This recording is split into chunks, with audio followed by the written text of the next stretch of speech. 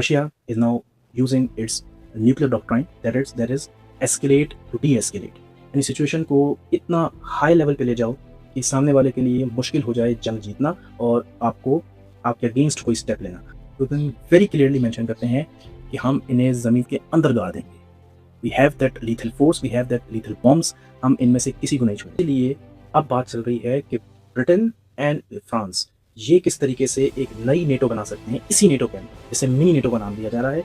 यानी फ्रांस और UK United kingdom वो न्यूक्लियर डेटरेंस प्रोवाइड करेंगे, वो लीडर बनेंगे यूरोप का और इस मिनी नेटो का। जहाँ वो मेन नेटो जो इनकी अलायंस है वो काम नहीं कर सकेगी, वहीं पे वो mini NATO rapid reaction force के तौर पर अपना एक्शन लेगी और एनिमी के अगेंस्ट असॉल्ट लॉन्च करेगी। वहीं यूके की पोलैंड के साथ भी मेजर डिफेंस ट्रीटी साइन हुई और आर्टिकल 5 लाइक कुछ सिचुएशन दिखाई गई है।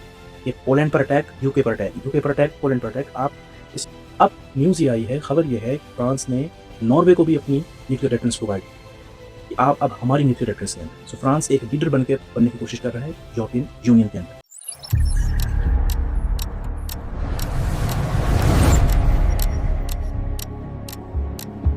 अस्सलामुअलैकुम and welcome back with another analysis. आज हम रशिया और यूक्रेन वॉर के ऊपर बात करेंगे।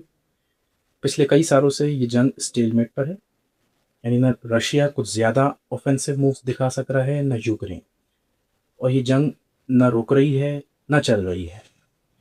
और यूनाइटेड स्टेट्स की मीडिएशन के बावजूद ये जंग स्टेलमेट बरकरार रख रही है। लेकिन रिसेंटली कुछ ऐसे इवेंट्स और डेवलपमेंट्स हुई हैं जिनको एनालाइज करना बहुत ज़रूरी है, बिकॉज ये जो फ्रंट है ईस्टर्न यूरोप का और जो अपर नॉर्दर्न फ्रंट है आर्कटिक वाला, ये अगेन एक मेन थिएटर बन रहा है और हॉट रीजन बनता जा रहा है रशिया और नेटो के दरमियान। और ये स्टेलमेट अब जाकर टूटा है और दोनों एस्केलेशन की तरफ जा रहे हैं। सो आज हम इसको एनालाइज करते हैं और देखते हैं कि फ्यूचर पॉसिबिलिटीज़ क्या क्या हैं। तो रिसेंटली हमने देखा कि यूक्रेन रशिया पर ऐसे हमले कर रहा है कि वो आज से पहले हमने कभी नहीं देखे। इस तरीके से अपनी ड्रोन इंडस्ट्री को बूस्ट किया है, रशिया के मिलिट्री एसेट्स को डैमेज कर रहा है, उसका इकोनॉमिक इंफ्रास्ट्रक्चर, उसके ऑयल एंड गैस इंफ्रास्ट्रक्चर को हिट कर रहा है। इस कदर ऑफेंसिव मूव्स दिखा रहा है यूक्रेन, तो रशिया का रिप्लाई भी बनता है। Russia is now using its nuclear doctrine that is escalate to de escalate. यानी सिचुएशन को इतना हाई लेवल पे ले जाओ कि सामने वाले के लिए मुश्किल हो जाए जंग जीतना और आपको आपके अगेंस्ट कोई स्टेप लेना, और फिर फ़ौरन डी एस्केलेट कर दिया जाए, सिचुएशन को नेगोशिएशन के टेबल पर लाया जाए।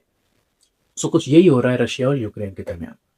तो ये जो इनका ईस्टर्न फ्रंट है, द बाल्टिक रीजन और जो नॉर्डिक रीजन है, ये मेन थिएटर बनता जा रहा है।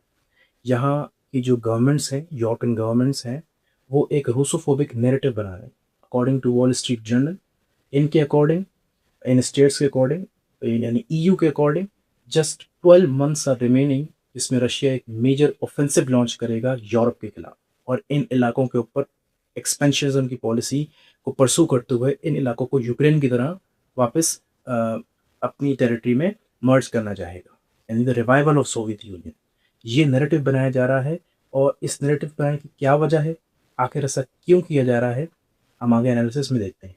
अच्छा, इसी दौरान पुतिन रिसेंटली कज़ाकिस्तान का विज़िट करते हैं, जहाँ पे यूरेशियन इकोनॉमिक फोरम की एक मीटिंग होती है, और पुतिन से वहाँ कुछ सवालात किए जाते हैं, और ये कहा जाता है कि भाई उनसे ये पूछा जाता है कि यूक्रेन जिस तरीके से अटैक कर रहा है रशिया पर, और फिर जो नॉर्डिक एंड बाल्टिक स्टेट्स हैं उनकी एयर स्पेस, उनकी टेरिटरीज यूज़ की जा रही हैं रशिया के खिलाफ, तो इस पर आपका क्या रिएक्शन हो सकता है। पुतिन वेरी क्लियरली मेंशन करते हैं कि हम इन्हें ज़मीन के अंदर गाड़ देंगे। We have that lethal force, we have that lethal bombs, हम इनमें से किसी को नहीं छोड़ेंगे। सो हमने देखा कि प्रेसिडेंट ट्रंप जब से जनवरी 2025 में आए हैं, तो नेटो कुछ ठीक तरीके से वर्क नहीं कर रही, because the main nuclear deterrence provider United states वो पीछे हटा है और यूरोप को अपने हाल पर छोड़ा है उसने। और यूरोप और रशिया के दरमियान रिकन्सिलेशन करने की कोशिश की, लेकिन यूरोप की जो इस्टेब्लिशमेंट है, यूरोपियन इस्टेब्लिशमेंट है, और जो लेफ्टिस्ट पार्टीज़ हैं, वो बिल्कुल नहीं चाह रही कि रशिया के साथ हम कोई ऐसा पीस रिकन्सिलेशन करें जिसमें रशिया को विन विन सिचुएशन हासिल हो। सो नेटो चूँकि वर्क नहीं कर पा रही, नेटो के अंदर कंसेंसस डिसीजन मेकिंग नहीं हो पा रही।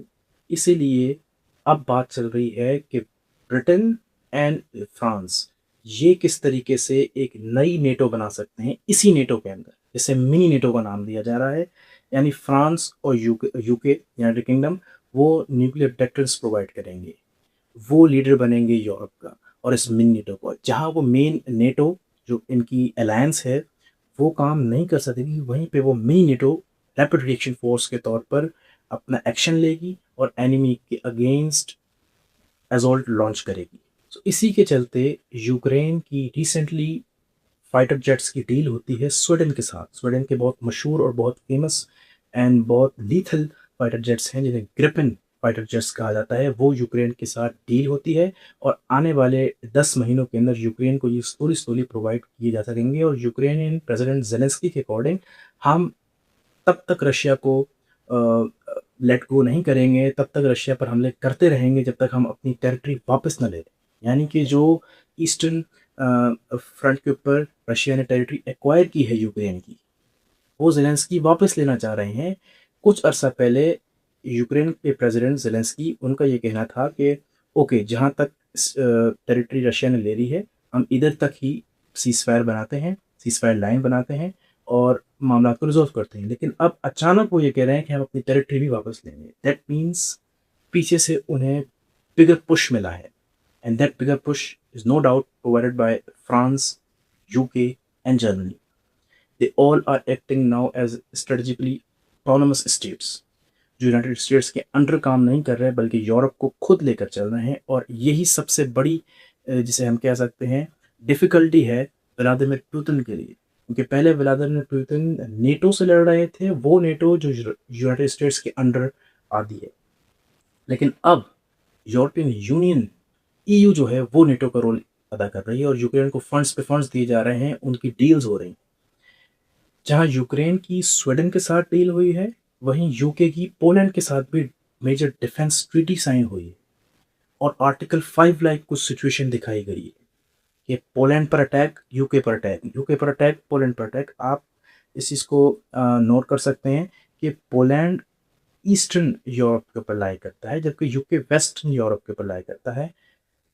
यानी अगर पोलैंड पर अटैक होता है तो वो यूके पर अटैक कंसीडर किया जाएगा और यूरोप एक नैरेटिव बनाने की कोशिश कर रहा है कि आफ्टर यूक्रेन, या अगर यूक्रेन में रशिया को सक्सेस हासिल नहीं होती है तो वो ये जो नॉर्डिक और बाल्टिक रीजन है उस पर अटैक करेगा, अपने एक्सपेंशनिस्ट पॉलिसी को परसू करते हुए इन रीजन्स को खुद में वापस मर्ज करेगा और रिवाइवल ऑफ सोवियत यूनियन करना चाह रहे हैं व्लादिमीर पुतिन। ये एक नैरेटिव बनाया जा रहा है, पुतिन को एक बुगी मैन यानी एक मॉन्स्टर के तौर पर दिखाया जा रहा है। अब ऐसा किया क्यों जा रहे हैं? जितनी डील्स हो रही हैं यूके और पोलैंड की, यूक्रेन और स्वीडन की, इस तरीके से जो मिनी नेटो बनाई जा रही है, ये सब इसलिए किया जा रहा है क्योंकि यूरोप के अंदर फार राइट वेव चल रही है। यानी जो राइट विंग पार्टीज़ हैं, जो कंजर्वेटिव पार्टीज़ हैं, उनका बहुत राइज हो रहा है और वो पार्टीज़ ये चाहती हैं, जैसे जर्मनी की एएफडी पार्टी है, that is a conservative party, वो ये उन पार्टीज़ जैसे जितनी ये पार्टीज़ हैं वो ये चाहती हैं कि रशिया के साथ ये जंग ख़त्म की जाए और रशिया की जो यूरोप की जो एनर्जी डिपेंडेंस है रशिया पर वो बरकरार रखी जाए। हमारे पास सबसे ईजी और सबसे सस्ता वे एनर्जी का रशिया ही है। सो इस चीज़ को काउंटर करने के लिए जो लेफ्टिस्ट पार्टीज़ हैं जो अभी करंटली गवर्नमेंट के अंदर हैं, तकरीबन ऑल राउंड यूरोप, हंगरी के अंदर भी हमने देखा कि हंगेरियन प्राइम मिनिस्टर को भी रिप्लेस किया इस बार इलेक्शन में एक लेफ्टिस्ट पॉलिटिशियन ने। सो जो लेफ्टिस्ट पार्टीज़ हैं वो ये चाह रही हैं कि रशिया के साथ किसी भी तरह की रिकन्सिलिएशन नहीं की जाए और लोगों को ये नैरेटिव ये चेंज किया जाए कि भाई हम पर अटैक हो सकता है अगले 12 महीनों के अंदर, सो हम सबको इकट्ठे हो जाना है। सो वो अपना वोट बैंक भी इंक्रीज कराना चाह रहे हैं और अपना नैरेटिव, जो फेक नैरेटिव है वो फैलाकर रशिया के खिलाफ जंग भी जारी रखना चाह रहे हैं।